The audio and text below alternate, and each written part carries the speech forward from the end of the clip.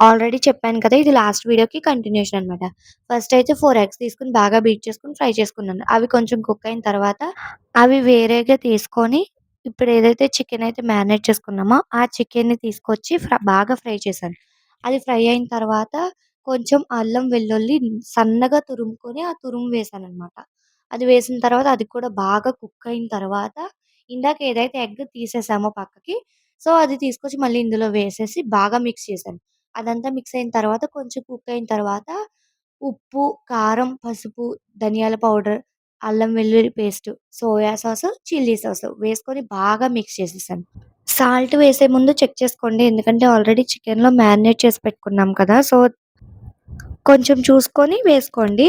అదంతా అయిపోయిన తర్వాత ఇప్పుడు అంతా బాగా కుక్ అయిన తర్వాత రైస్ ఆల్రెడీ మనం ముందే పెట్టుకొనున్నాం కదా! సో, ఆ రైస్ తీసుకొచ్చి దీని పైనైతే వేసేసాను. వేసేసి హై ఫ్లేమ్ మీద బాగా టోస్ట్ చేయాలి. బాగా హై ఫ్లేమ్ మీదే ఉండాలి. ఎందుకంటే ఫ్రైడ్ రైస్‌కి ఆ రైస్ ఫ్రై అయితేనే టేస్ట్ బావుంటుందనమాట. సో, బాగా ఫ్రై చేసిన తర్వాత వేడి వేడిగా సర్వ్ చేసుకొని ఆనియన్స్, లెమన్‌తో తింటే ఉంటుందండి. సూపర్ అంటే సూపర్ అనమాట. సేమ్ స్ట్రీట్ స్టైల్ టేస్ట్ అయితే వచ్చిందనమాట. నాకైతే అలానే అనిపించింది. మీరు కూడా ట్రై చేసి ఎలా వచ్చింది ఏంటనేది కామెంట్ చేయండి. అండ్ అలాగే నా ఛానెల్ ఎవరైనా ఫస్ట్ టైమ్ చూస్తుంటే please do like, share and subscribe. Thanks for watching. By by.